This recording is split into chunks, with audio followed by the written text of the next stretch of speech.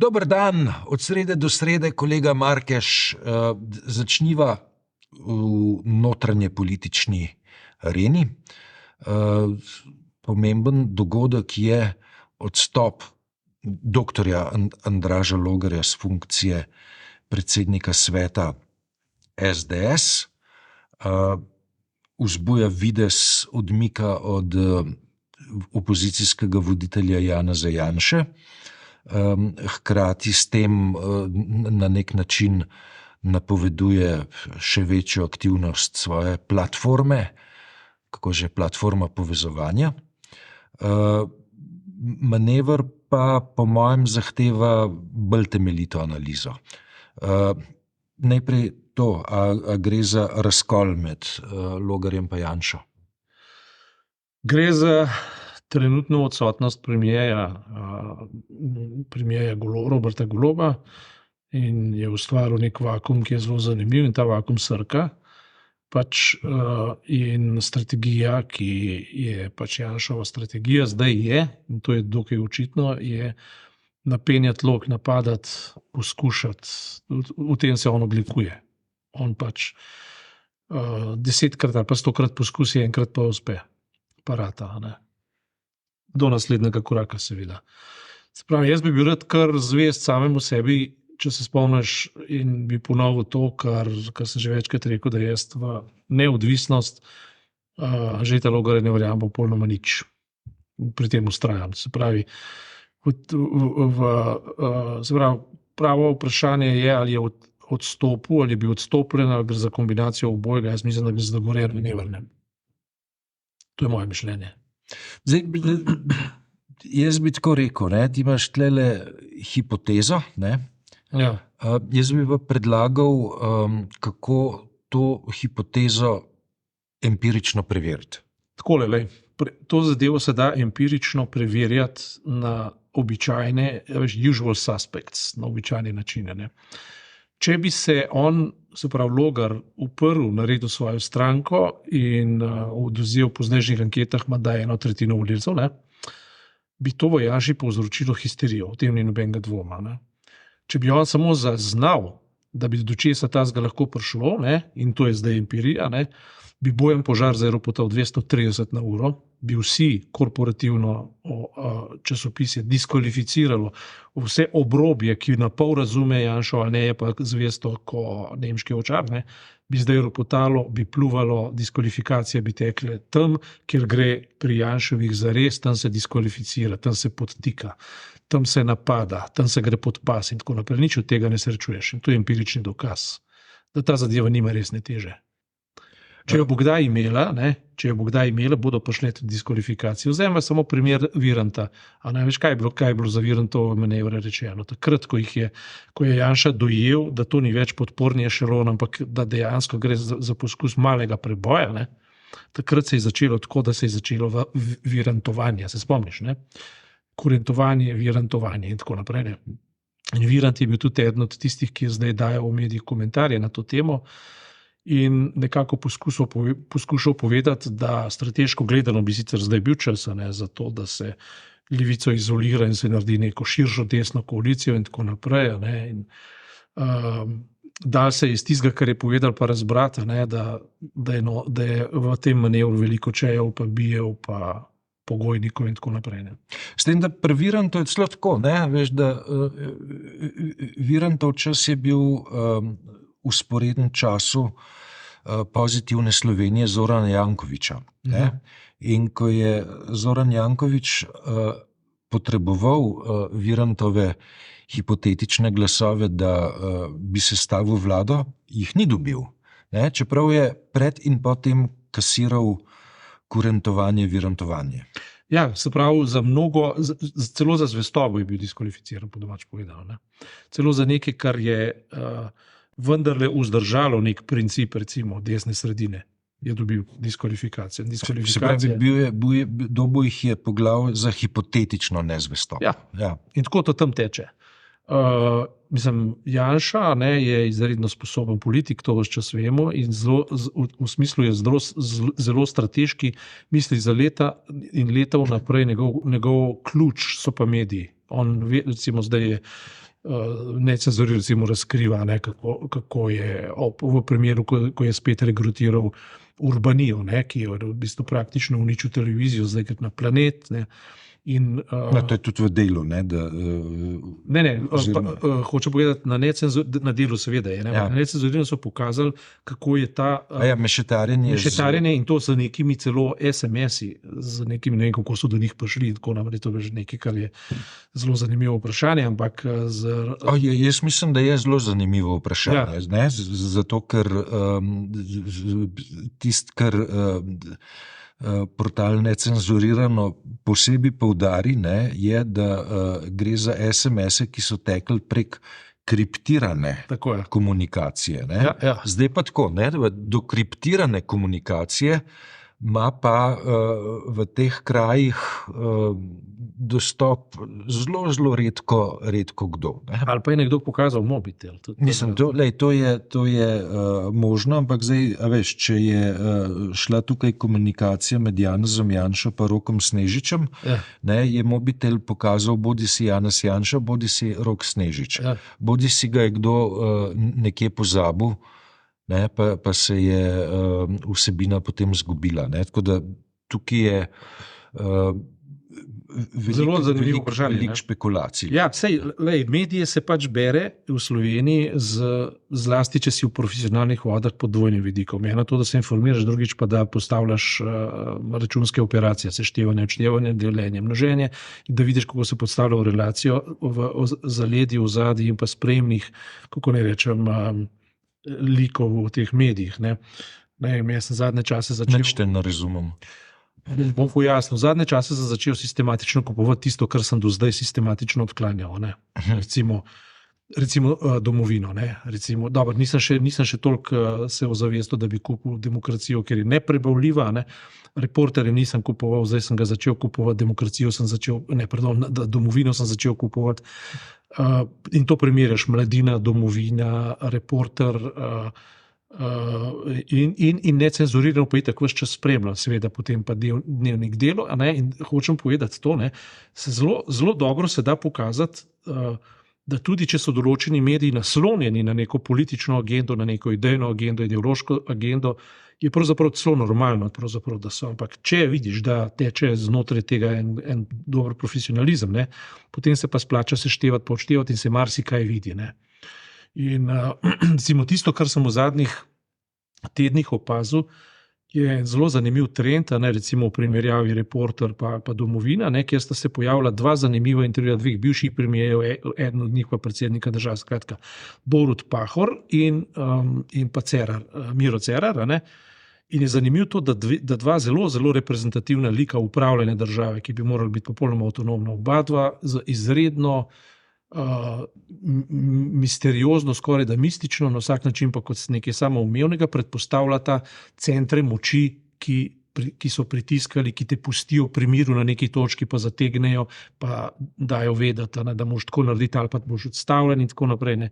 In zanimivo je to, da ti v teh pogovorih oba dva in tudi mnogi drugi, ki jih srečuješ na podobni terminologiji, nikoli ne povejo, kdo to so. Janša ima zelo jasen lik, ki ga oblikuje po svojih medijih, Milan Kučan. Je stric iz ozadja, on vodi vse, v bistvu neko mitsko pravlično funkcijo v središču in točno veš, da je to namišljeno, točno veš, da tam zadaj ni nobene moči, ampak ti rabiš poimenovati nek pojav, ki je pa v bistvu jasno, da kapitalski. Oziroma gre za finančne stvari. Ampak recimo ti, ki so premijeji, so hkrati, ko povedo, da so bili nenastavljeni, jih je lastna sposobnost, vedno povedal. Ampak odstavljajo jih je pa vedno nekdo drug. Zato, ker so se žrtvovali, naredili za državo popolnoma vse, iz rdečih številk so spravili ekonomijo v zelene številke in podobne stvari, potem so prišli strici iz ozadja in so stvar presekali. Ampak zanimivo je, nikoli jih ne poimenujejo, nikoli jih ne karakterizirajo, omrežja nikoli ne identificirajo, ampak vse ostane v nekih mitskih govorici. Mislim, veš, minimalni standard poštenosti pri teh tovrstnih analizah, pa namigih, je bil postavljen leta 1960, ko je ameriški predsednik Eisenhower rekel, ne, pač da Rekel. je rekel, ne, da ne, tej državi v resnici, se pravi njegovi, vlada vojno-industrijski kompleks. Ne, ne, in je pač vsaj nakazal. Ne.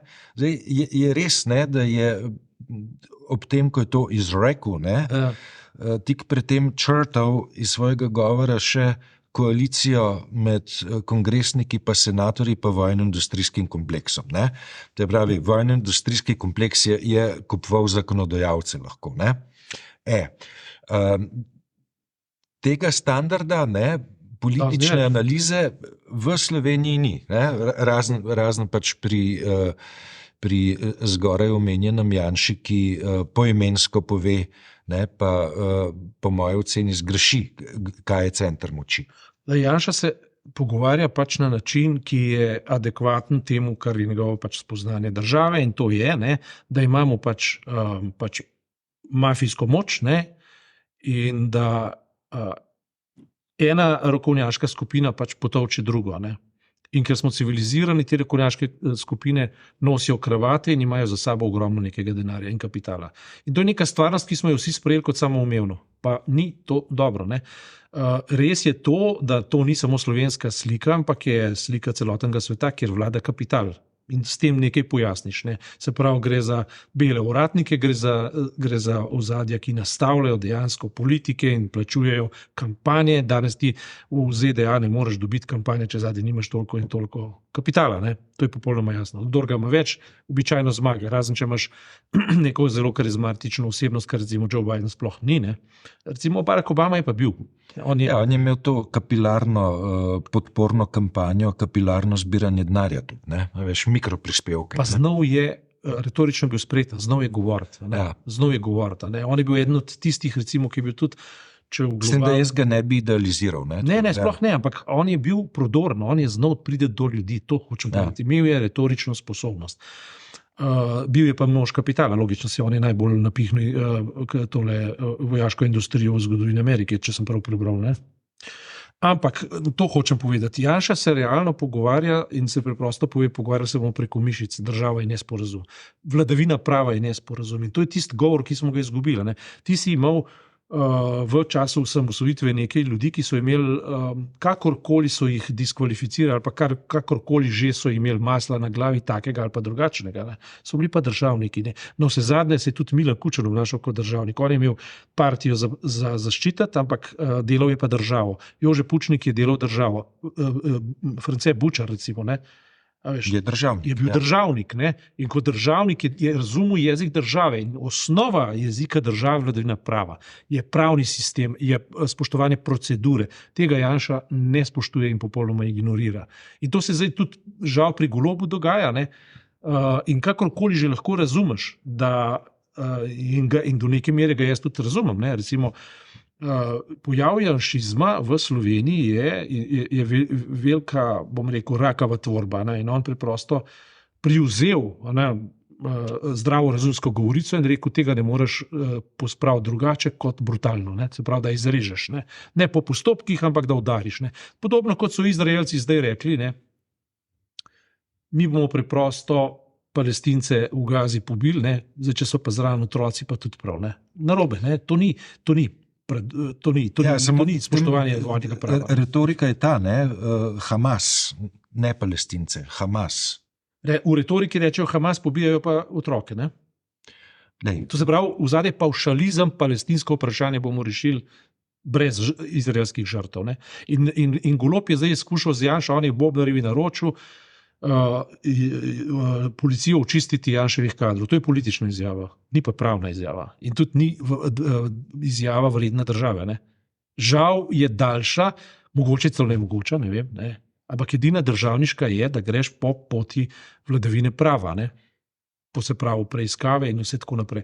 Janša je tukaj razumljiv, ljudem je razumljiv. Tam, kjer gre vse narobe, je narobe, gre ogromno. In v ogromno nepredelanih tendenc iz časa prejšnjega sistema, določenih, kako ne rečem, praks, ki ne sodijo niti v arzenal neke umne države in niti ne sodijo v arzenal politične kulture in se vlečejo naprej. In če so ljudje prizadeti od teh praks, z določenimi zgodovinskimi spomini, ki jih podpihujejo, seveda, tudi interpretacije druge svetovne vojne. To ti vežeš na prejšnji režim. Jaz vežem to na prejšnji režim toliko, ker danes je dan republike. Mislim, veš, veliko ljudi današnji dan še vedno časti. Se pravi to, da se celotna desnica regrutira praktično iz stran druge svetovne vojne, je simptom posebne vrste. Ne? In če ti ojačuješ strahove in mogoče še propagandno obdeluješ določene stvari, delaš aktualno politiko, to nikoli ne bo pripomoglo k nekim državništvu ali pa k neki pravnosti neke države. Ne bo. Preprosto ne bo in ne more. Ne? In spomnim se recimo, kako propaganda deluje. Ne? Spomnim se, kako se je vojna začela kako se je vojna začela proti Sadamu Huseinu, z tezo o antraksu. Ne? Veš, orožje za množično uničevanje, ki ga nikoli ni bilo. Kemično orožje, biološko orožje. Ja. In če greš zdaj, mislim, kaj je pravzaprav naloga Jožeta Možine nacionalne televizije? Da drugo svetovno razpihuje po sistemu antraksa, da išče stvari tam, kjer so bile in predvsem tam, kjer jih ni. In ustvarja vzdušje, v katerem smo v nekem vojnem stanju, ki kliče po odrešeniku. To je Janševa formula. Ne? Na drugi strani bi mogla biti pa dosledna vladavina prava. In jaz še vedno trdim, da Janša ni problem, da Janša nima nikakršnih možnosti za uspeh, če na drugi strani ne bi zjel nek nepredelan vakum ali pa če ne bi zjela na neka nepredelana nedržavnost, ki ne vleče za zgledom in ljudem ne daje zaupanja. To je ključne. In ta trenutek, recimo, če začela smo pri Anžetu Logarju, gre dejansko v mojem pogledu za nič drugega kot taktični manever, ki bo celotno zgodovinsko formulo na finto vrgel še enkrat. In kaj se bo spet dogajalo?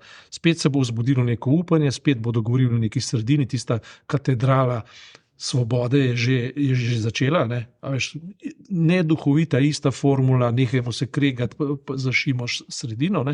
Potem bo Janša prišel do svoje večine, če ne tako pa drugače, če ne za glasovanjem pa za podkupovanjem glasov, političnim podkupovanjem. A bo Logar premier? Jaz upam, da ne. Čistko. Zato, ker to bi bil eden najslabših vseh časov. Namreč, tako, če mirom utrip javnega mnenja, veš, z prefinjenimi manevri političnega marketinga, on pač lahko preseže odstotke, ki jih bi dosegel njegov učitelj. Lahko bi jih, in ravno temi temeljna dilema, ki so jo na začetku postavila. V trenutku, ko bi on preskočil svojega učitelja, bo prišel pod udar popolne diskvalifikacije. Veš, kjer učitelj je dober? Ja, vem, tisti, ki pusti, da ga učenec preseže, ampak v tem primeru to ne bo zgodilo. Hvala lepa.